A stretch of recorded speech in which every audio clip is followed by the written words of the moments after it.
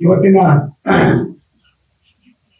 DD ಕಾರ್ಯಕ್ರಮ ನಾನು ಮೊನ್ನೆ ದಿವಸ ನನಗೆ ಆರೋಗ್ಯ ಇದ್ದೀರಾ ಹಾಸ್ಪಿಟಲೈಸ್ ಆಗಿದೆ.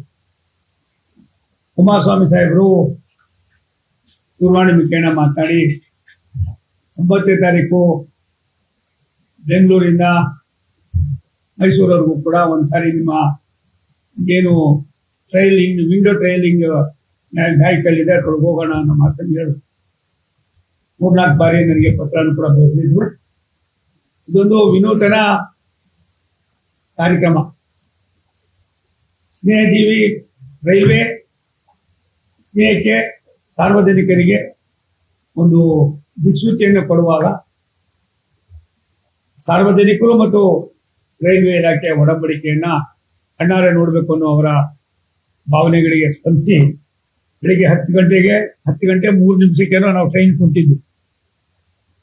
ಹಾಗಾಗಿ ಟ್ರೈನು ಏನೇ ಇದ್ರು ಕೂಡ ಟ್ರೈನ್ ಹೋಗೋದು ಟ್ರ್ಯಾಕ್ ಮ್ಯಾನ್ ಅಲ್ದಿರ ಬೇರೆ ಕಡೆ ಹೋಗಕ್ಕೆ ಆಗೋದೇ ಇಲ್ಲ.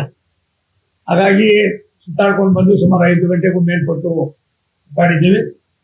ನನಗನ್ನಿಸ್ತದೆ ನಾನು ಪದೇ ಮೈಸೂರಿಗೆ ಬೇರೆ ಕಡೆ ರಾಜ್ಯದಲ್ಲಿ ಮತ್ತೆ ಅದಲ್ದಿರ ದೇಶದಲ್ಲಿ ಇತ್ತು ವಿಶೇಷವಾಗಿ ನಾರ್ತ್ ಇಂಡಿಯನ್ ಸ್ಟೇಟ್ಗೆ ನನಗೆ ನಮ್ಮ ನಾಯಕರು ನೆಚ್ಚಿನ ಪ್ರಧಾನಮಂತ್ರಿಗಳು ನಮ್ಮ ಮಂತ್ರಿಗಳಾದ ಅಶ್ವಿನಿ ವೈಷ್ಣವ್ ಕಳಿಸ್ತಾ ಇರ್ತಾರೆ.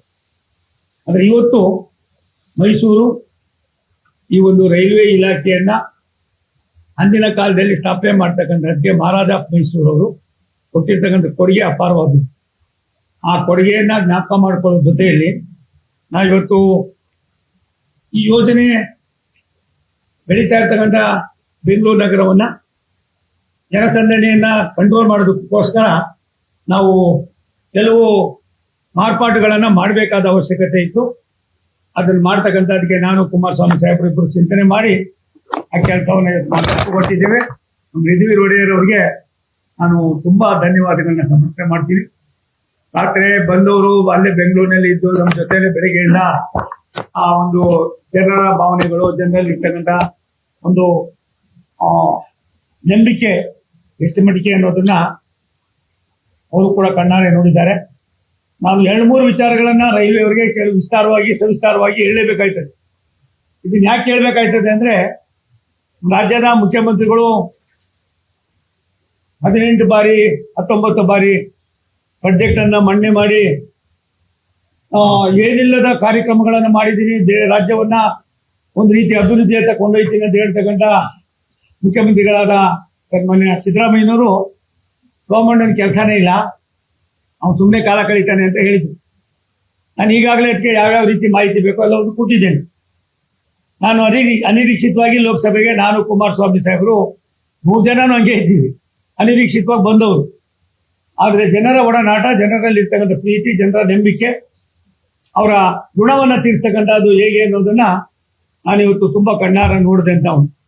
ಇವತ್ತಿನ ಈ ಒಂದು ಬೆಂಗಳೂರಿನಿಂದ ಮೈಸೂರುವರೆಗೂ ಬಂದಂತ ಈ ವಿಚಾರದಲ್ಲಿ ನಾವು ರೈಲ್ವೆ ಇಲಾಖೆ ನನಗನ್ನಿಸ್ತದೆ ತುಂಬಾ ಗುರುತರ ಜವಾಬ್ದಾರಿಯನ್ನು ನಿರ್ವಹಣೆ ಮಾಡ್ತಕ್ಕಂಥ ಮೇಂಟೆನೆನ್ಸ್ಗೆ ಅಂತ 7,748 ಕೋಟಿ ರೂಪಾಯಿ ಕೊಡ್ತಾ ಇದ್ದೀವಿ. ನಾನು ತಮ್ಮ ಗಮನಕ್ಕೆ ತರೋದಿಷ್ಟೇನೆ, ನಾವು ಇಡೀ ರಾಷ್ಟ್ರದಲ್ಲಿ ಪ್ರತಿ ವರ್ಷವೂ ಕೂಡ ಹೋದ ವರ್ಷ 2,67,000 ಕೋಟಿ, ಈ ಸಾರಿ 2,93,000 ಕೋಟಿ ರೂಪಾಯಿ ರೈಲ್ವೆಗೋಸ್ಕರವಾಗಿ ರಾಷ್ಟ್ರದ ಪ್ರಧಾನಿಗಳು ಇಟ್ಟಿರ್ತಕ್ಕಂಥದ್ದು.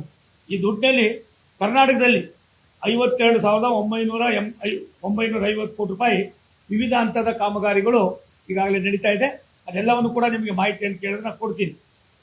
ಸುಮಾರು 3,840 ಕಿಲೋಮೀಟರ್ ಉದ್ದದ 31 ಹೊಸ ರೈಲ್ವೆ ಯೋಜನೆಗಳು ಅನುಷ್ಠಾನದ ಹಂತದಲ್ಲಿ ನಡೀತಾ ಇದೆ. ನನಗನ್ನಿಸ್ತದೆ ಇವೆಲ್ಲವೂ ಕೂಡ ಇನ್ನೊಂದು ಸ್ವಲ್ಪ ದಿವಸದಲ್ಲೇ ಮುಗಿಸ್ತಕ್ಕಂಥದಕ್ಕೆ ನಾವು ಕಾರ್ಯೋನ್ಮುಖನಾಗಿದ್ದೀವಿ. ಅದಲ್ದಿರ 2014ರಿಂದ 2015ರವರೆಗೆ ಸುಮಾರು 1,750 ಕಿಲೋಮೀಟರ್ ಹೊಸ ರೈಲು ಹಳ್ಳಿಗಳನ್ನು ನಿರ್ಮಿಸಿ ಸಾರ್ವಜನಿಕರಿಗೆ ನಾವು ಸಮರ್ಪಣೆ ಮಾಡಿರ್ತಕ್ಕಂಥ ಉದಾಹರಣೆಯೂ ಕೂಡ ಇದೆ. ನಾನು ತಮ್ಮಲ್ಲಿ ಮನವಿ ಮಾಡೋದಿಷ್ಟೇನೆ, 3,742 ಕಿಲೋ ರೂಟ್ಗಳು 97% 100ಕ್ಕೆ ಉದ್ಯೋಗೀಕರಣ ಆಗಿದೆ. ಇನ್ನು ಕೇವಲ 3% ಇದೆ. ಈ ಮಧ್ಯದಲ್ಲಿ ಹಾಸನ, ಸಕಲೇಶ್ಪುರ, ಕುಕ್ಕೆ ಸುಬ್ರಹ್ಮಣ್ಯ ಮತ್ತೆ ಮಂಗಳೂರು ಇದ್ದಂಥ 55 ಕಿಲೋಮೀಟರ್ ಸಕಲೇಶ್ಪುರದಿಂದ ಹುಚ್ಚಾಗಿದ್ದಂಥ 55 ಕಿಲೋಮೀಟರ್ ಎಲೆಕ್ಟ್ರಿಫಿಕೇಶನ್ ಆಗದಿರ 50-60 ವರ್ಷದ ಹಾಗೆ ಇತ್ತು. ಆ ಟನಲ್ ಹೆಂಗಿದೆ ಅಂತ ಯಾರು ನೋಡಿರಲಿಲ್ಲ. ನಾನು ಅದಕ್ಕೆ ಮೊನ್ನೆ ಹೇಳಿದ್ದು ಸಿದ್ದರಾಮಯ್ಯನವ್ರಿಗೆ, ಒಂದು ಸಾರಿ ಬಾರಪ್ಪ ನನ್ನ ಕಚೇರಿಗೆ ಒಂದು ಅರ್ಧ ಗಂಟೆ ಇದ್ರೆ ಸಾಕು, ನಾನು ನಿನ್ಗೆ ಜೊತೆಲಿ 2 ಗಂಟೆ ಬೇಕಾದ್ರೆ ಇರ್ತೀನಿ, 3 ಗಂಟೆ ಇಲ್ಲಿ ದಿನವೆಲ್ಲ ಕಾಲ ಕಳಿತೀನಿ ಅಂತ ಹೇಳಿದೆ. ಅದೊಂದು ನಾವು ಹೋಗೋರು ನೋಡ್ಲಿ, 55 ಕಿಲೋಮೀಟ್ರು ಯಾವುದೇ ಕಾರಣಕ್ಕೆ ಇದನ್ನು ಎಲೆಕ್ಟ್ರಿಫಿಕೇಶನ್ ಮಾಡೋಕ್ಕಾಗೋದಿಲ್ಲ ಅಂತ ಅನೇಕ ಇದಾಗಿದ್ರು. ಆದರೆ ನಮ್ಮ ಅಧಿಕಾರಿಗಳು ಇಲ್ಲೇ ಇದ್ದಾರೆ, ನಮ್ಮ DRM, ನಮ್ಮ ಬೆಂಗಳೂರಿನ DRM ಅವರು ಇಲ್ಲೇ ಇದ್ದಾರೆ, ನಮ್ಮ ಇಡೀ ಅಧಿಕಾರಿಗಳೆಲ್ಲರೂ ಇಲ್ಲೇ ಇದ್ದಾರೆ. ಇವರೆಲ್ಲರೂ ಸೇರಿ ಒಂದು ದೊಡ್ಡ ಚಾಲೆಂಜ್ ಅಂತ ತೆಗೆದುಕೊಂಡು 55 ಕಿಲೋಮೀಟರನ್ನು ಮಾಡಿ ಮಂಗಳೂರಿಗೂ ಕೂಡ ಒಂದೇ ಭಾರತ್ ಟ್ರೈನನ್ನು ಬಿಡುಗಡೆ ಮಾಡ್ತಕ್ಕಂಥದಕ್ಕೆ ರಾಷ್ಟ್ರದ ಪ್ರಧಾನಿಗಳ ಮನಸ್ಸನ್ನು ಗೆಲ್ತಕ್ಕಂಥ ಕೆಲಸವನ್ನ ಭಾರತ ಸರ್ಕಾರದಲ್ಲಿ ಕರ್ನಾಟಕದ ನಾವೆಲ್ಲರೂ ಕೂಡ ಅದರೊಳಗೆ ಕುಮಾರಸ್ವಾಮಿ ಸಾಹೇಬ್ರು ಇರ್ಬೋದು, ನಾವಿರ್ಬೋದು, ಎಲ್ಲರೂ ಕೂಡ ಯಶಸ್ಸನ್ನು ಕಾಣ್ತಕ್ಕಂಥ ದಿನಗಳನ್ನು ಕಾಣ್ತಾ ಇದ್ದೀವಿ.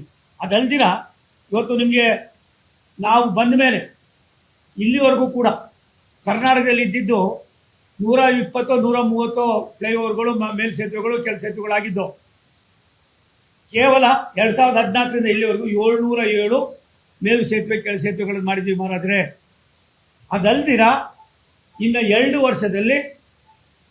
ವರ್ಷದಲ್ಲಿ ಕರ್ನಾಟಕ ರಾಜ್ಯದ ಹೈವೇಗಳಲ್ಲಿ ಇರ್ತಕ್ಕಂಥದ್ದಿರ್ಬೋದು, ಬೇರೆ ಬೇರೆ ಭಾಗದಲ್ಲಿ ಇರ್ತಕ್ಕಂಥದ್ದಿರ್ಬೋದು, ಇಡೀ ಡಿವಿಷನ್ನಿಂದ ಸುಮಾರು 167-168 ಕೆಲಸ ಕಾರ್ಯಗಳು ನಡೀತಾ ಇದೆ.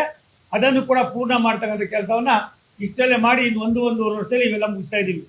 ಇವತ್ತು ನಾವು 61 ಅಮೃತ್ ಸ್ಟೇಷನ್ ತೆಗೆದುಕೊಂಡು ಅದರೊಳಗೆ 1981 ಕೋಟಿ ರೂಪಾಯಿನಲ್ಲಿ ನಾವು ಕೆಲವನ್ನ ಈಗಾಗಲೇ ನಾವು ಉದ್ಘಾಟನೆ ಮಾಡಿದ್ದಾರೆ ರಾಷ್ಟ್ರದ ಪ್ರಧಾನಮಂತ್ರಿಗಳು.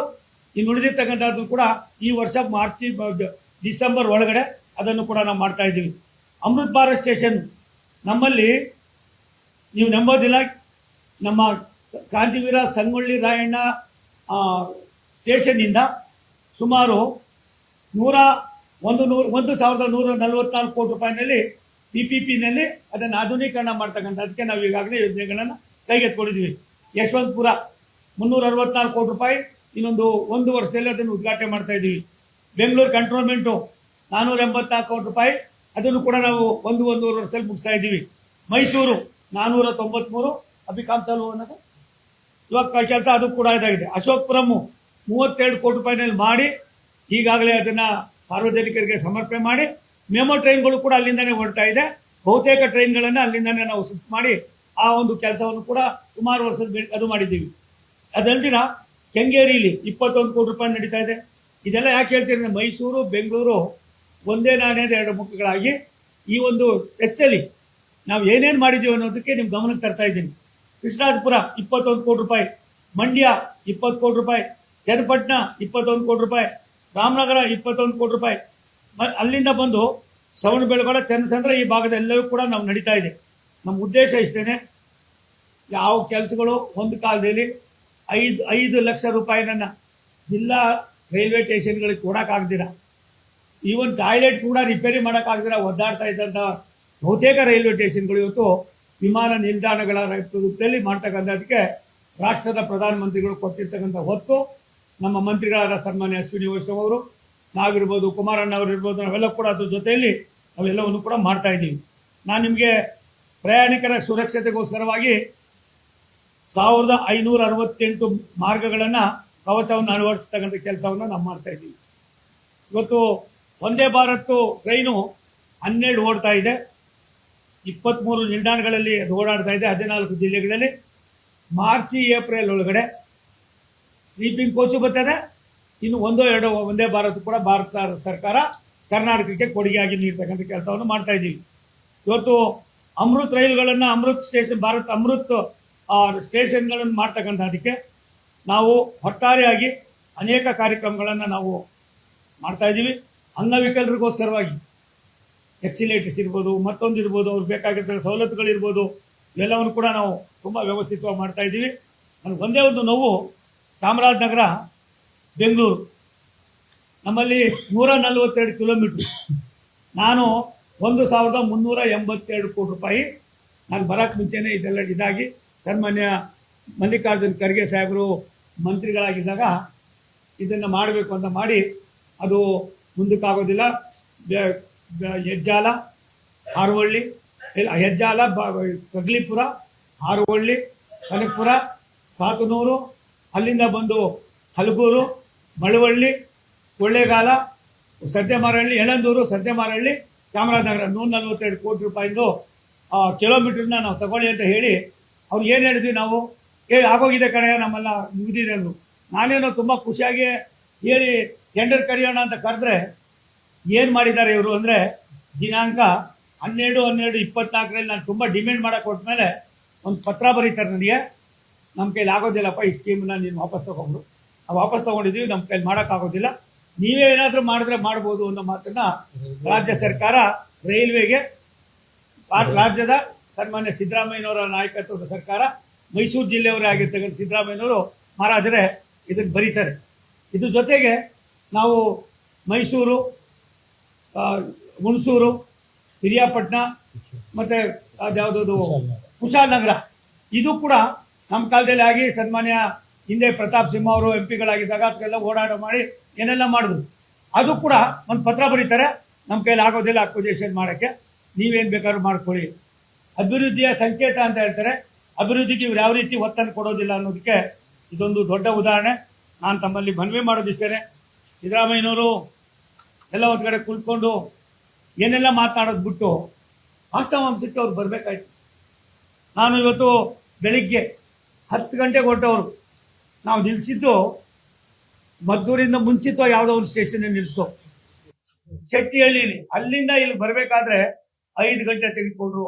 ಜನ ಆ ನಂಬಿಕೆ, ಆ ಶೆಟ್ಟಿಹಳ್ಳಿ, ಮದ್ದೂರು, ಆನಿಕೆರೆ, ಯಳಿಯೂರು, ಮಂಡ್ಯ, ಬ್ಯಾಡರಹಳ್ಳಿ, ಪಾಂಡವಪುರ, ಶ್ರೀರಂಗಪಟ್ಟಣ, ಈ ಕೇವಲ 8 ಕಡೆ ನಿಲ್ಲಿಸಿ ಆ ಜನರನ್ನು ಮಾತಾಡಿಸ್ಬೇಕನ್ನೋ ಆಫೀಸರ್ಗಳೆಲ್ಲ ಇದ್ರು. ಎಷ್ಟು ಮಟ್ಟಿಗೆ ಜನಕ್ಕೆ ಭಾವನೆ ಇದೆ, ನಂಬಿಕೆ ಇದೆ, ರಾಷ್ಟ್ರದ ಪ್ರಧಾನಮಂತ್ರಿಗಳ ದೂರದೃಷ್ಟಿ ಇದೆ ಅನ್ನೋದಕ್ಕೆ ಇದೊಂದು ಉದಾಹರಣೆ. ನಾನು ಮೈಸೂರು ಬೆಂಗಳೂರು ಮಾರ್ಗದಲ್ಲಿ ಸುಮಾರು ಈಗಾಗಲೇ 5 ROB, 1 RUB ಸಾಂಕ್ಷನ್ ಆಗಿ ಕೆಲಸ ಶುರು ಮಾಡಿ ಒಂದು ಮುಗಿತಾ ಇದೆ, ಅದನ್ನು ಪ್ರಾರಂಭ ಮಾಡ್ತಾ ಇದ್ದೀವಿ. ಬೆಂಗಳೂರು ಮೈಸೂರು ಭಾಗದಲ್ಲಿ ನಮ್ಮಲ್ಲಿ ಎಷ್ಟಿದೆ, ನಾನು अधिकारिಗಳಿಗೆ साहब दोनों DRM इधर है सर, दोनों को मेरा एक सूचना है और मैं रिक्वेस्ट में मैसूर बेंगलुरु से आने का जाने का किधर किधर हमारा ROB RUB का प्रॉब्लम है, आपको एक चित्रण आपको मालूम होगा, दोनों को मालूम होगा. आपका जूनियर सीनियर ऑफिसर भी इधर है, प्रेम नारायण जी अभी चीफ इंजीनियर है, वो दोनों को छोड़े तो अभी बड़ा है.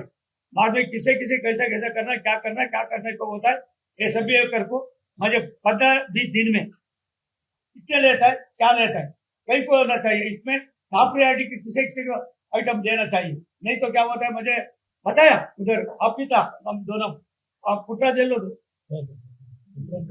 हमारा पुटराज एक्सेप्ट मुझे उधर बताया बहुत आदमी का, इसलिए कितने उतने भी लेने का. अब मुझे ये टेंडर मैं कर लेता है, मुझे होना चाहिए, होना नहीं होना वो डिसीजन आपका है, नहीं लेने का नहीं होता है. प्रेम नारायण जी, वो काम होना चाहिए नहीं चाहिए आपका डिसीजन रहता है. नहीं तो क्या बोलता है, सोमण्णा बोलिया इसलिए मैं तो हो जाएगा, कुमार स्वामी जी बोलिया, महाराजा बोलिया इसलिए मैं करने का नहीं होता है, ये सब भी नहीं होना चाहिए. ಅದಕ್ಕೋಸ್ಕರವಾಗಿ ನಾವು ಇವತ್ತು ತೀರ್ಮಾನ ಮಾಡಿದ್ದೀವಿ. ಇಷ್ಟು ಗಂಟೆಗಳು ಕಾಲ ಕಳೆದಿದ್ದು ಕೂಡ ಕುಮಾರಸ್ವಾಮಿ ಸಾಹೇಬರಿಗೆ ನಾನು ಭಾರತ ಸರ್ಕಾರದ ರೈಲ್ವೆ ಇಲಾಖೆ ವತಿಯಿಂದ ಒಂದು ಮಾತನ್ನು ಹೇಳೋದಕ್ಕೆ ಇಚ್ಛೆ ಪಡ್ತೀನಿ. ದಯಮಾಡಿ ಇವತ್ತು ಎಷ್ಟು ROB RUB ಮೇಲ್ ಸೇತುವೆ ಕೆಳ ಸೇತುವೆಗಳ ಅವಶ್ಯಕತೆ ಇದೆ, ಎಲ್ಲೆಲ್ಲಿ ಆದ್ಯತೆ ಕೊಡಬೇಕು, ಎಲ್ಲ ಕೆಲಸವನ್ನು ಕೂಡ ತಮ್ಮಣ್ಣ ಸಾಹೇಬ್ರೆ ನೀವುಗಳು ಕೂಡ ಗಾರ್ಡಿಯನ್ ಆಗಿ ನಿಂತ್ಕೊಂಡು ಜಾಗಕ್ಕೆ ನಾವೇ ದುಡ್ಡು ಕೊಡ್ತೀವಿ. ಅಕ್ವಿಜೇಷನ್ ಏನಾದ್ರು ಇದ್ರೆ ಅದಕ್ಕೂ ಕೂಡ ಭಾರತ ಸರ್ಕಾರ ದುಡ್ಡು ಕೊಡ್ತದೆ. ಈ ತರದ ಯೋಜನೆ 50 ವರ್ಷ 70 ವರ್ಷ 80 ವರ್ಷ ಮಾಡಿದ್ರೆ ಏನೇನೋ ಆಗಿರೋದು.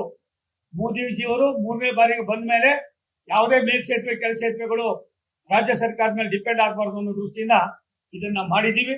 ನನಗನ್ನಿಸ್ತದೆ ಈ ತರದ ಕಾರ್ಯಕ್ರಮ ಅನ್ನೋದಕ್ಕಿಂತ ಹೆಚ್ಚಾಗಿ ಕರ್ನಾಟಕ ರಾಜ್ಯದಲ್ಲಿ 52,000 ಕೋಟಿ ರೂಪಾಯಿಗಳು ಕೆಲಸಗಳು ನಡೀತಾ ಇರೋದ್ರ ಜೊತೆಯಲ್ಲಿ ನಾವು ಸುಮಾರು ನಾನು ಬಂದ ಮೇಲೆ ಸುಮಾರು 3,270 ಎಕರೆ ಜಾಗ ಅಕ್ವಿಜೇಷನ್ ಆಗಿದೆ. ಇಂದು ಕೂಡ 1,000 ಎಕರೆ ಅಕ್ವಿಜೇಷನ್ ಆಗಬೇಕಾಗಿದೆ. ಇದ್ರಿಗೆ ಏನಾಗಿದೆ, ನಮ್ಮ ದುರಂತ ರಾಯದುರ್ಗ, ತುಮಕೂರು, ದಾವಣಗೆರೆ, ಮೈಸೂರು, ಯಾವುದದು ಕುಶಾಲನಗರ, ಬೆಂಗಳೂರು ಯಾವುದು ಚಾಮರಾಜನಗರ, ಈ ತರದ ಅನೇಕ ಯೋಜನೆಗಳನ್ನ ರಾಜ್ಯ ಸರ್ಕಾರ ಯಾತಕ್ಕೋಸ್ಕರವಾಗಿ ನಿಲ್ಲಿಸ್ತಾ ಇದೆಯೋ ನನಗೆ ಗೊತ್ತಿಲ್ಲ. ಇವತ್ತು ಅದಕ್ಕಿಂತ ಹೆಚ್ಚಾಗಿ ಮುನ್ರಾಬಾದ್, ರಾಯಚೂರು, ಚಿಕ್ಕಮಗಳೂರು, ಬೇಲೂರು, ಬಾಗಲಕೋಟೆ, ಕುರ್ಚಿ, ಶಿವಮೊಗ್ಗ, ಶಿಕಾರಿಪುರ, ರಾಣಿಬೆನ್ನೂರು, ಬೆಳಗಾಮು, ಧಾರವಾಡ, ಹಾಸನ, ಬೇಲೂರು, ಹೀಗೆ ತುಂಬಾ ಎಷ್ಟು ಮಟ್ಟಿಗೆ ಅಂತಂದ್ರೆ ನಾವು ಹೇಳಕ್ ಸಾಧ್ಯ ಇಲ್ಲ. ಒಂದು ತಮ್ಮಲ್ಲಿ ವಿನಂತಿ ಮಾಡೋದು ಮಾಧ್ಯಮದ ಸಚಿವರಲ್ಲಿ ಕುಮಾರಸ್ವಾಮಿಯವರು, ನಾನು, ಮಹಾರಾಜರು, ಅವ್ರ ಹೆಸರು ಹೇಳಕ್ ನನಗೆ ಜಾಸ್ತಿ ಬರೋದಿಲ್ಲ, ಪಡಪಡ ಅಂತ. ಮಹಾರಾಜ ಅಂದ್ರೆ ಐ ಕ್ಲಾಸ್ ಅದು. ಹಾಗಾಗಿ ಒಟ್ಟಿಗೆ ಇವತ್ತು ಬಂದಿದ್ದು ಈ ಭಾಗದ ಜನರಲ್ಲಿ ಇರ್ತಕ್ಕಂಥ ಕೆಲವು ನೋವುಗಳನ್ನ ಹಂಚ್ಕೊಳ್ಳೋದ್ರ ಜೊತೆಯಲ್ಲಿ ಭಾರತ ಸರ್ಕಾರ, ಸನ್ಮಾನ್ಯ ಪ್ರಧಾನಮಂತ್ರಿ ನರೇಂದ್ರ ಮೋದಿ ಅವರು ಏನು ಕೊಡ್ಲಿಲ್ಲ. ಇದೆಲ್ಲ ಯಾಕೆ ಕೊಟ್ಟಿದ್ದು? ಏನಾಗಿದೆ ನಿಮ್ಮಲ್ಲಿ? ಅದ್ಯಾವುದೋ ಬಡವರು ಒಂದಷ್ಟು ಸಣ್ಣ ಪುಟ್ಟ ಏನೋ ಒಂದಷ್ಟು ಭಾಗ್ಯಗಳು ಕೊಟ್ಟು ಅದು 100 ಪಟ್ಟು, 200 ಪಟ್ಟು, 500 ಪಟ್ಟು ಜಾಸ್ತಿ ಮಾಡಿಕೊಂಡು ಬಾಕಿದೆಲ್ಲ ಎಲ್ಲಿ ಹೋಗ್ತಾ ಇದೆ ನಿಮ್ದು? ನಿಮ್ಮ ಅಡ್ಮಿನಿಸ್ಟ್ರೇಷನ್ ಯಾವ ಮೂಟೆಗೆ ಹೋಗ್ತಾ ಇದೆ? ಅದ್ರ ಬಗ್ಗೆ ನೀವು ಚಿಂತನೆ ಮಾಡ್ತೀರಾ? ನಮ್ಮ ಬಗ್ಗೆ ಮಾತನಾಡ್ದಕ್ಕೆ ಹೋಗ್ತೀರಿ. ದಯವಿಟ್ಟು ಅದು ಮಾಡೋದು ಬೇಡ. ನಾನು ಇವತ್ತು ನಂಜನಗೂಡಲ್ಲಿ 49 ಕೋಟಿ ರೂಪಾಯಿಂದ 1 ಎಕರೆ ನಮಗೆ 3 ಗುಂಟೆ ಜಾಗ ಬೇಕು. 1 ಎಕರೆ 3 ಗುಂಟೆ ಹೋನ ಚಾಹಿಯೆ. ನಾವು ಇದ್ರ ಜೊತೆಯಲ್ಲಿ ಯಾವ್ಯಾವುದು ಹಳೆಯ ಕೇಸ್ಗಳಿದ್ದೋ, ಹಳೆಯ ಪ್ರಾಜೆಕ್ಟ್ಗಳಿದ್ದೋ, ಕುಮಾರಣ್ಣವರೇ, ಯಾವುದು ನಾವು ನಿಲ್ಲಿಸಿಲ್ಲ. ಪ್ರಧಾನಿಗಳ ಸೂಚನೆ, ಅವರ ದೂರದೃಷ್ಟಿ, ಯಾವುದೇ ಕಾರಣಕ್ಕೆ ರಾಜಕಾರಣ ಬೇಡ, ಅಭಿವೃದ್ಧಿಯ ವಿಚಾರದಲ್ಲಿ ರಾಜಕೀಯ ಬೇಡ. ನಾನು ಗತಿಶಕ್ತಿಯವರು ನಮ್ಮೆಲ್ಲಿದ್ದಾರೆ, ಎಲ್ಲಿ ಅವರ अभी अच्छी थी किधर थे? उस वक्त क्या उसका नाम किधर चले गए? वही अभी रोजा भी नहीं ना, आराम से इधर आना ना. ಅದಕ್ಕೆ ನಾನು ತಮ್ಮಲ್ಲಿ ವಿನಂತಿ ಮಾಡ್ತೀನಿ, ಕುಮಾರಸ್ವಾಮಿ ಅವರ ನನಗೂ ಎಲ್ಲ ಒಂದು ಕಡೆ ಇಷ್ಟೊಂದು ಜನ ಭಾರತ ಸರ್ಕಾರವನ್ನ, ರಾಷ್ಟ್ರದ ಪ್ರಧಾನಮಂತ್ರಿ ನರೇಂದ್ರ ಮೋದಿ ಅವರ ದೂರದೃಷ್ಟಿಯನ್ನ ಕರ್ನಾಟಕ ರಾಜ್ಯದಲ್ಲಿ ಹಳ್ಳಿಗಾಡಿನ ಜನ ಒಂದು ರೀತಿ ತಂಡೋಪತಂಡವಾಗಿ ಬರ್ತಾ ಇದ್ದದ್ದು ನೋಡಿದ್ರೆ ನನಗನ್ನಿಸ್ತದೆ ಭವಿಷ್ಯ ಭಾರತದಲ್ಲಿ ಕರ್ನಾಟಕವು ಕೂಡ ಅಭಿವೃದ್ಧಿಯತ್ತ ಹೋಗ್ತದೆ ಅನ್ನೋದಕ್ಕೆ ಆ ಜನರ ಇವತ್ತು ಮಾರ್ಗದರ್ಶನ, ಅವರ ಒಂದು ರೀತಿಯ ದುಗುಡ, ಸಂತೋಷ, ಇದಕ್ಕೆ ಇವತ್ತು ಕಾರಣ ಸನ್ಮಾನ್ಯ ನಮ್ಮ ಮಂತ್ರಿಗಳು ಮತ್ತೆ ರಾಜ್ಯದ ಮಾಜಿ ಮುಖ್ಯಮಂತ್ರಿಗಳಾದ ಕುಮಾರಸ್ವಾಮಿ ಅವರು. ನಾನು ನಮ್ಮ ಇಲಾಖೆ ವತಿಯಿಂದ ಅವ್ರಿಗೆ ಅಭಿನಂದನೆ ಸಲ್ಲಿಸ್ತೀನಿ. ನೀವಾದ್ಮೇಲೆ ಒಂದು ಅರ್ಧ ಗಂಟೆ ನಾವು ಅಧಿಕಾರಿಗಳ ಜೊತೆಲಿ ಮೀಟಿಂಗ್ ಮಾಡಿ, ನಾನು ಪತ್ರಿಕೆಯವ್ರಿಗೆ ಸ್ವಲ್ಪ ಕಸ್ಬಿಸಿ ಆಯ್ತು, ಇಲ್ಲಿ ಬಂದಾಗೆಲ್ಲ ಕಸ್ಬಿಸಿನ ಆಯ್ತದೆ, ಅದು ಯಾಕೆ ಏನೋ ಗೊತ್ತಿಲ್ಲ ಕಣ್ರಪ್ಪ, ನಿಮ್ಗೆಲ್ಲ ಒಂದ್ಸರಿ ಡೈ ಹೊಡಿತೀನಿ, ದಯವಿಟ್ಟು ಯಾರು ಅನ್ಯತಾ ಭಾವಿಸ್ಕೊಳ್ಬೇಡಿ. ನಮಗೆ ಒಂದು ಆಸೆ ಇದೆ, ರಾಜ್ಯ ಅಭಿವೃದ್ಧಿ ಆಗುವಾಗ ಮೈಸೂರು ಅಭಿವೃದ್ಧಿ ಆಗಬೇಕು. ಬೆಂಗಳೂರಿನ ಜನಸಂದಣಿಯನ್ನ, ಬೆಂಗಳೂರಿನ ಒತ್ತಡವನ್ನ ಕಡಿಮೆ ಮಾಡ್ತಕ್ಕಂಥದಕ್ಕೆ ಯಾವ್ದಾದ್ರು ಒಂದು ನಗರ ಇದ್ರೆ ಅದು ಮೊದಲನೇದು ಮೈಸೂರು. ಅದನ್ನು ಹೊರತುಪಡಿಸಿದ್ರೆ ತುಮಕೂರನ್ನು ಕೂಡ ಅದೇ ರೀತಿ ತೆಗೆದುಕೊಂಡು ಹೋಗತಕ್ಕಂಥ ಕೆಲಸವನ್ನ ನಾವು ಮಾಡ್ತಾ ಇದ್ದೀವಿ. ನನಗೆ ತುಮಕೂರು ಯಾಕೆ ಮಾಡ್ತಾ ಇದ್ದೀನಿ ಅಂತಂದ್ರೆ, ಅದು ಹೈದರಾಬಾದ್ ಕರ್ನಾಟಕ, ಬಾಂಬೆ ಕರ್ನಾಟಕ, ಮಧ್ಯ ಕರ್ನಾಟಕ ಮತ್ತೆ ಎಲ್ಲಾ ಕಡೆಯಲ್ಲೂ ಕೂಡ ಹೋಗ್ತಕ್ಕಂಥದ್ದು ಕನೆಕ್ಟಿವಿಟಿ ಇದೆ. ಆ ಕನೆಕ್ಟಿವಿಟಿಯನ್ನ ನಾವು ಮಾಡಲೇಬೇಕಾಯ್ತದೆ. ನಾನಿವತ್ತು ಮಾಧ್ಯಮದ ಮಿತ್ರರಿಗೆ ವಿನಂತಿ ಮಾಡ್ತೀನಿ, ಸಿದ್ದರಾಮಯ್ಯನವರು ಮಾತೆತ್ತರೆ ಸೋಮಣ್ಣ ಅಂತಾರೆ, ಅದೆಲ್ಲ ಏರ್ಪೋರ್ಟ್ ಅಲ್ಲಿ ನಿಂತ್ಕೊಂಡು ಅವ್ನಿಗೇನು ಫೈಲ್ ನಿಜ, ನಮ್ಗೆ ಯಾವ್ದು ಫೈಲ್ ಬರೋಲ್ಲ, ಎಲ್ಲ ನಿಮ್ಮ ಮನೆಗೆ ಬರ್ತಾವ. ನೀವೇ ದೇವ್ರ? ಭಾರತ ಸರ್ಕಾರ ಈ ಕುಳಿತಿರ್ತಕ್ಕಂಥ ಅಧಿಕಾರಿಗಳು ಯಾರಿದ್ದಾರೆ, ನಮ್ಮ ಅಧಿಕಾರಿಗಳು 500 ಕೋಟಿ ರೂಪಾಯಿವರೆಗೂ ಕೂಡ ಅವರೇ ಕೆಲಸ ಮಾಡಬೇಕು. ನಮ್ಗೆ ಯಾವ್ದು ಟೆಂಡರ್ ಬರೋದಿಲ್ಲ, ನಮ್ಗೆ ಬೇಕಾದವ್ರು ಕೊಡೋದಕ್ಕೆ ಪರ್ಸೆಂಟೇಜ್ ಫಿಕ್ಸ್ ಮಾಡೋ ಪರಿಸ್ಥಿತಿ ಇಲ್ಲ. ನಮ್ಮಲ್ಲಿ ಅಧಿಕಾರಿಗಳು ಕಾರ್ಯವೈಖರಿ ಅವರೇ ಟೆಂಡರ್ ಮಾಡಬೇಕು, ಅವರೇ ಕೊಡಬೇಕು, ಅವರೇ ಏಜೆನ್ಸಿ ಮಾಡಬೇಕು. ಅದಲ್ದಿರ ರಾಜ್ಯ ಸರ್ಕಾರದ ಇತಿಮಿತಿ, ಭಾರತ ಸರ್ಕಾರದ ಇತಿಮಿತಿ ಏನು? ಇವತ್ತು ಎಲ್ಲಿವರೆಗೂ ಕೂಡ ಒಬ್ಬ DRMಗೆ, ಒಬ್ಬ GMಗೆ, GM ಸಾಬ್ಕು ಕಿತನೆ 100 GM का पावर है ना सर, अडमिनिस्ट्रेटिव पावर 100 ಕೋಟಿವರೆಗೂ ಒಬ್ಬ ಜನರಲ್ ಮ್ಯಾನೇಜರ್ಗೆ ಪವರ್ ಇದೆ. 500 ಕೋಟಿವರೆಗೂ ನಮ್ಮಲ್ಲಿ ಇರ್ತಕ್ಕಂಥ CRB ಅಂತಂದ್ರೆ ರೈಲ್ವೆ ಚೇರ್ಮನ್ ಇದ್ದಾರೆ, ಅವ್ರಿಗಿದೆ. ಅದನ್ನು ಹೊರತುಪಡಿಸಿದ್ರೆ ನಮ್ಮ ಮಂತ್ರಿಗಳಿದ್ದಾರೆ, ಅಶ್ವಿನಿ ವೈಷ್ಣವ್ ಅವರು, ಅದನ್ನ ಬಿಟ್ಟರೆ ಕ್ಯಾಬಿನೆಟ್ ಇರ್ತದೆ. ನಮ್ಮಲ್ಲಿ ಬೆಂಗಳೂರು ಮತ್ತೆ ವೈಟ್ ಫೀಲ್ಡ್ಗೆ ಡಬಲಿಂಗ್ ಲೈನ್ ನಾವು ಮದ್ಮೇಲೆ ಮಾಡ್ತಾ ಇದ್ದೀವಿ. ಒಂದ್ ಸ್ವಲ್ಪ ನೋಡ್ಬೇಕು ನೀವು ಯಾವ ರೀತಿ ನಡೀತಾ ಇದೆ ಅಂತ. ನನ್ಗೆ ಇನ್ನೊಂದು ನೋವಾಗಿದ್ದು, ಬೆಂಗಳೂರಿಂದ ನಿಮ್ಮ ಕೋಲಾರಕ್ಕೆ ಎಂತ ಸ್ವತಂತ್ರ ವೀರರು ಹೋರಾಟ ಮಾಡಿದಂತವ್ರು ಇದ್ರು, ತಮ್ಮಣ್ಣವರೇ, ಇಲ್ಲಿವರೆಗೂ ಡೈರೆಕ್ಟ್ ಒಂದು ಟ್ರೈನ್ ಇರ್ಲಿಲ್ಲ ಮಹಾರಾಜ್ರೆ. ಇಲ್ಲಿವರೆಗೂ ಮೈಸೂರು ಬೆಂಗಳೂರಿಂದ ಡೈರೆಕ್ಟ್ ಆಗಿ ಕೋಲಾರಕ್ಕೆ ಹೋಗ್ತಕ್ಕಂಥ ಟ್ರೈನ್ ಇಲ್ಲ.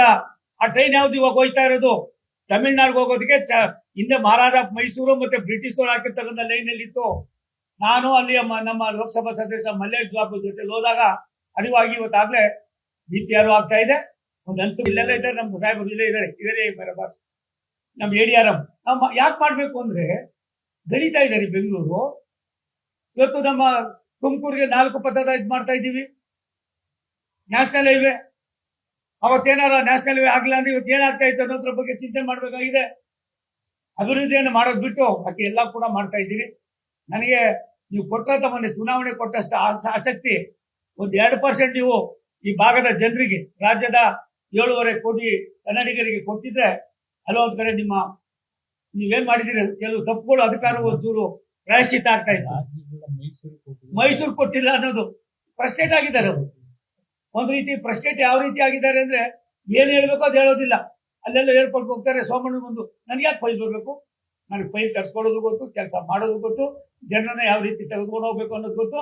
ಆದ್ರೆ ಒಂದು ಸತ್ಯ, ಪಾರದರ್ಶಕತೆ ಅಂತ ಏನಿದೆ, ಆ ಪಾರದರ್ಶಕತೆಯನ್ನ ಒಂದು ಸಣ್ಣವೂ ಕೂಡ ಅಪಚಾರ ಆಗದಾಗೆ ಯಾವ್ದಾದ್ರೂ ಒಂದು ಸರ್ಕಾರ ಒಂದೊಂದು ಪೈಸಾನು ಕೂಡ ಅಕೌಂಟಬಿಲಿಟಿ ಅಂತ ಮಾಡ್ತಾ ಇದ್ರೆ ಅದು ರಾಷ್ಟ್ರದ ಪ್ರಧಾನಮಂತ್ರಿ ನರೇಂದ್ರ ಮೋದಿ ಅವರ ನಾಯಕತ್ವದ ಭಾರತೀಯ ಬಿಜೆಪಿ ಮತ್ತು NDA ಸರ್ಕಾರ. ಆದ್ರಿಂದ ನಾನು ರಾಜ್ಯದ ಮುಖ್ಯಮಂತ್ರಿಗಳಿಗೆ ಆಗ್ರಹ ಮಾಡ್ತೀನಿ, ನೀವೇನು ಮಾಡಬೇಡಿ ಸ್ವಾಮಿ. ಅಟ್ಲೀಸ್ಟ್ ನಿಮ್ ಜಿಲ್ಲೆ ಆ ಚಾಮರಾಜನಗರ, ಬೆಂಗಳೂರು ಮತ್ತೆ ಮೈಸೂರು ಮತ್ತೆ ಯಾವ್ದದು ಕುಶಾಲನಗರಕ್ಕೆ ಇವೆರಡು ಯೋಜನೆಯನ್ನ ನಾಳೆ ಕೊಡಿ. ಅಲ್ಲಲ್ಲ ಕೊಡಪ್ಪ, ಜೆರಾಕ್ಸ್ ಮಾಡಿ ಕೊಡ್ತೀನಿ. ಬೇಡ ನಮಗೆ ಇವಾಗ ತಕ್ಷಣಕ್ಕೆ ಈ ಪ್ರಾಜೆಕ್ಟ್ ನಾವು ಏನಪ್ಪ ಹೋಗ್ಬಿಡಿ, ಇದು ಕೊಡೆ ಹೋಗಿ. Gents, GOCO does not concur to the people of taking the proposal, taking up to the Bangalore, Satyamangala via Kanakapura, no in project Yajjala, Chamarajanagar new line. ಇದನ್ನ ದಯವಿಟ್ಟು ಸ್ಥಗಿತ ಮಾಡಿ ನಾವು ಮಾಡಕ್ ಆಗೋದಿಲ್ಲ ಅನ್ನೋದನ್ನ ಬರ್ದಿದ್ದಾರೆ. ನಿಮಗೆ ಕೊಡ್ತೀನಿ. ಅದಕ್ಕೆ ಇದೇ ಕೊಡಪ್ಪ ಅಂತ ಜೆರಾಕ್ಸ್ ಮಾಡಿ, ನಾನು ಇದೇ ಕೊಡ ಕೊಡಿ ಕೆಲಸ. ಅದಕ್ಕೆ ನಾನು ನಿಮ್ಮಲ್ಲಿ ಮನವಿ ಮಾಡ್ತೀನಿ, ವಿನಂತಿ ಮಾಡ್ತೀನಿ, ನಮ್ಗೆ ಇನ್ನೇನು ಮಾಡಬೇಡಿ. ನೀವು ಅಕ್ವಿಜೇಷನ್ ನೀವೇನ್ ಹಿಂದೆ ಅಗ್ರಿಮೆಂಟ್ ಆಗಿದೆ ಅದರಂತೆ ನಡ್ಕೊಳ್ಳಿ. ಅದನ್ನ ಬಿಟ್ಟು ಬೇರೆದೆಲ್ಲ ನಾವೇ ಕೊಡ್ತಾ ಇದೀವಣ್ಣ. ಹಿಂದಿನ ಸರ್ಕಾರದಲ್ಲಿ SM ಕೃಷ್ಣ ಅವರಿದ್ದಾಗಲೇ ಲ್ಯಾಂಡು ಪ್ಲಸ್ 50% ಹಣನೂ ಕೊಡ್ತೀವಿ ಅಂತೇಳಿ ಒಪ್ಪಂದ ಮಾಡ್ಕೊಂಡವ್ರೆ ಯಾವುದೇ ರೈಲ್ವೆ ಪ್ರಾಜೆಕ್ಟ್ಗೆ. ಇಲ್ಲಿ ನಮಗ್ ಸದ್ಯ ಕೋಆಪರೇಷನ್ ಕೊಡ್ರಪ್ಪ ಕೊಡಿ ಅಂದ್ರೂ ಕೊಡಕ್ ತಯಾರಾಗಿಲ್ಲ. ಇದು ಪರಿಸ್ಥಿತಿ. ಇಲ್ಲ ನಾಗಣ್ಣ, ಏನಾಗಿದೆ ಅಕ್ವಿಜೇಷನ್ ಮಾಡೋದಿಲ್ಲ ಕೂಡ ಅದು ಕಾನೂನು ಪ್ರಕಾರ ಕೆಲವು ಪ್ರಾಜೆಕ್ಟ್ಗೆ 100% ಲ್ಯಾಂಡ್ ಅನ್ನ ಅವರೇ ಕೊಡ್ಬೇಕು. ಪ್ರಾಜೆಕ್ಟ್ ಅಲ್ಲೂ ಕೂಡ ಒಂದಷ್ಟು ಕೊಡೋದಿದೆ. 50% ಇದು ಕೊಡ್ಬೇಕು, ಅದು ಕೊಡ್ಬೇಕು. ಅದು ಕೇಳ್ತಾ ಇಲ್ಲ ನಾವು. ಅಕ್ವಿಜೇಷನ್ ಮಾಡಿ ಅಟ್ಲೀಸ್ಟ್ ಪ್ರೋಸೆಸ್ ಶುರು ಮಾಡಿ. ನೀವು 50% ಆಮೇಲೆ ನಿಧಾನಕ್ಕೆ ಮಾಡೋಣ, ಪ್ರಾಜೆಕ್ಟ್ ತಗೊಳ್ತೀವಿ ನಾವು ಅಂತಂದ್ರೆ ಅದಕ್ಕೂ ಕೂಡ ರೆಸ್ಪಾನ್ಸ್ ಇಲ್ಲ. ಈಗೋ ಪ್ರಾಬ್ಲಮ್ ಅನ್ನೋದಕ್ಕಿಂತ ಹೆಚ್ಚಾಗಿ ಅವ್ರಿಗೆಲ್ಲ ಒಂದ್ ಕಡೆ ನಮ್ಮನ್ನ ಅವ್ರಿಗೆ ಬೇರೆ ಗೊತ್ತಿಲ್ಲ. ಜನರು ಸುಳ್ಳು ಹೇಳೋದೇ ಒಂದು ದೊಡ್ಡ ಆಸ್ತಿ ಮಾಡ್ಕೊಂಡಿದ್ದಾರೆ. ದುಡ್ಡಿದ್ರೆ ಯಾಕಪ್ಪ ಈ ಪರಿಸ್ಥಿತಿಗೆ ಬರ್ತಾಯಿತ್ತು? ನಮ್ಗೆ ಯಾಕೆ ಮಾಡ್ಬೇಕಾಗಿತ್ತು ಅವರು? ನಾನು ಭಾರತ ಸರ್ಕಾರದಲ್ಲಿ ನಾನು ಹೇಳಿದೆ, ನಮ್ಮಲ್ಲಿ ಕುಮಾರಸ್ವಾಮಿ ಇವತ್ತು ಇಂಡಸ್ಟ್ರೀಸ್ ಮಿನಿಸ್ಟರ್ ಆಗಿದ್ದಾರೆ, ಬಟ್ ಸ್ಟೀಲ್ ಮಂತ್ರಿಗಳಾಗಿದ್ದಾರೆ. 1,000 ಕೋಟಿ ರೂಪಾಯಿ ಕೆಲಸ ಮಾಡ್ಬೇಕಾದ್ರೆ 1,000 ಕೋಟಿ ರೂಪಾಯಿಂದ ಸಂಪನ್ಮೂಲ ಇದ್ರೆ ಮಾತ್ರನೇ. ಅವ್ರ ಹತ್ರ 100 ರೂಪಾಯಿ ಇದ್ರೆ 10 ಲಕ್ಷ ಅಲ್ಲ, 100 ಕೋಟಿ 200 ಕೋಟಿ 300 ಕೋಟಿಗೆ ಹಾಕಿ ಎಲ್ಲರೂ ಕೂಡ ಎಲ್ಲ ಒಂದ್ ಕಡೆ ಸತ್ಯಾನಾಶ ಕೆಲಸ ಆಗಿದೆ. ಆದ್ರಿಂದ ಭಾರತ ಸರ್ಕಾರ ರೈಲ್ವೆ ಇಲಾಖೆ ನನಗೆ ತಿಳಿದ ಮಟ್ಟಿಗೆ ಕರ್ನಾಟಕ ರಾಜ್ಯದಲ್ಲಿ ಹೊಸ ಯೋಜನೆಗಳಿಗೆ ಆದ್ಯತೆ ಕೊಡ್ತಾ ಇದ್ದೀವಿ. ನಿಮ್ಗೆ ಗೊತ್ತಿರ್ಲಿ, ಬೆಂಗಳೂರಿನಲ್ಲಿ ಯಲಹಂಕದ ಹತ್ರ 6,000 ಕೋಟಿ ರೂಪಾಯಿನಲ್ಲಿ ಮಂಜು ಅವ್ರ ಏನ್ ಮಾಡ್ತಾ ಇರೋದು ನಾವು 6 ಕೋಟಿ ರೂಪಾಯಿ ಲಾಜಿಸ್ಟಿಕ್ ಪಾರ್ಕ್ ಏನದು Yelahanka terminal that mega coaching coaching terminal ಮಾಡ್ತಾ ಇದೀವಿ. ನೀವು ನಂಬೋದಿಲ್ಲ, ಅದು ಯಾವ ರೀತಿ ಬರ್ತಾ ಇದೆ ಅಂದ್ರೆ ಅಮೆರಿಕ ಮತ್ತೆ ಚೈನಾ ಮತ್ತೆ ಬೇರೆ ಬೇರೆ ಜಪಾನಲ್ಲಿ ಇರ್ತಕ್ಕಂಥ ಒಂದು ಟೆಕ್ನಾಲಜಿಯನ್ನ ನಾವೇ ಸ್ವತಃ ರೂಢಿಸಿ ನಮ್ಮ ಅಧಿಕಾರಿಗಳು ಮಾಡಿ ಒಂದ್ರ ಮೇಲೆ ಒಂದು ಈ ತರ 3-4 ಅಂತಸ್ತಿನಲ್ಲಿ ಟ್ರೈನ್ಗಳು ಹೋಗೋದು, ಅದು ರಿಪೇರಿ, ಮತ್ತೊಂದು ಕ್ಲೀನಿಂಗು. ನೀವು ಇನ್ನೊಂದು 1.5-2 ವರ್ಷದಲ್ಲಿ ಭಾರತ ಸರ್ಕಾರ ಬೇರೆ ಬೇರೆ ರಾಜ್ಯಗಳಲ್ಲಿ ಯಾವ ರೀತಿ ಈ ಒಂದು ಇದನ್ನ ಟೆಕ್ನಾಲಜಿಯನ್ನ ಇಂಪ್ರೂವ್ ಮಾಡಿ ಮಾಡ್ತಾ ಇದ್ದಾರೋ ಅದೇ ರೀತಿ ಬೆಂಗಳೂರಿನಲ್ಲೂ ಕೂಡ ಕರ್ನಾಟಕದಲ್ಲೂ ಕೂಡ ಮಾಡ್ತಕ್ಕಂಥ ಯೋಜನೆ ಮಾಡಿದ್ದೀವಿ. ಇವತ್ತಿನ ನಿಮ್ಮ ಮುಖ್ಯವಾದ ಯೋಜನೆ ಸನ್ಮಾನ್ಯ ಕುಮಾರಸ್ವಾಮಿ ಅವರ ಒಂದು ಚಿಂತನೆ ಏನಿತ್ತು, ಆ ಚಿಂತನೆಗೆ ರೈಲ್ವೆ ಇಲಾಖೆ ಅವ್ರ ಜೊತೆ ಕೈ ಜೋಡಿಸಿದ್ರಿಂದ ನಮಗೂ ಕೂಡ ಸಾಕಷ್ಟು ಅರ್ಥ ಮಾಡ್ಕೊಳ್ಳೋದಕ್ಕಾಯ್ತು.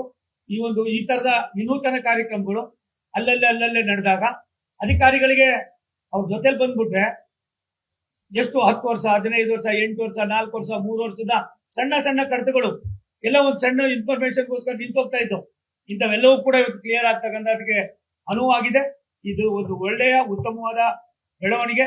ರಾಜ್ಯದ ಜನರಿಗೆ ರೈಲ್ವೆ ಇಲಾಖೆ ವಿನೂತನ ಯೋಜನೆಗಳ ಜೊತೆಯಲ್ಲಿ ರೈಲ್ವೆ ಕೂಡ ಒಂದು ಸ್ನೇಹದ ಸಂಕೇತವಾಗಿ ಕೆಲಸ ಮಾಡೋದಕ್ಕೆ ಅವಕಾಶಗಳಾಗ್ತದೆ. ಏನಾದ್ರು ಇದ್ರೆ ನನಗನ್ನಿಸ್ತದೆ ಕ್ರಾಂತಿವೀರ ಸಂಗೊಳ್ಳಿ ರಾಯಣ್ಣ ಟರ್ಮಿನಲ್ಲು ವಿಶ್ವದಲ್ಲೇ 4ನೇದು 5ನೇದು ಆಯ್ತದೆ. नहीं साहब 12 क्या रहे ना प्लेटफॉर्म 12 आ रहे 14 आ रहे 12 आ रहे 16 16 ಇದು ಪ್ಲಾಟ್ಫಾರ್ಮ್ಗಳು ಬರ್ತಾ ಇದೆ. ಇದು ಎಷ್ಟು ಮಟ್ಟಿಗೆ ಅಂತಂದ್ರೆ ಇನ್ನು 40-50 ವರ್ಷಗಳು ಕಳೆದ್ರು ಕೂಡ ಜನರಿಗೆ ಅನಾನುಕೂಲ ಆಗಬಾರ್ದು ಅನ್ನೋ ದೃಷ್ಟಿಯಿಂದ ರಾಷ್ಟ್ರದ ಪ್ರಧಾನಮಂತ್ರಿಗಳು ಇಡೀ ವಿಶ್ವದಲ್ಲಿ ಎಲ್ಲಾ ರಾಜ್ಯಗಳಿಗೂ ಕೂಡ ಕೊಟ್ಟಂತ ಆದ್ಯತೆಯನ್ನ ಕರ್ನಾಟಕ ಕೂಡ ಕೊಟ್ಟಿದ್ದಾರೆ. Thank you.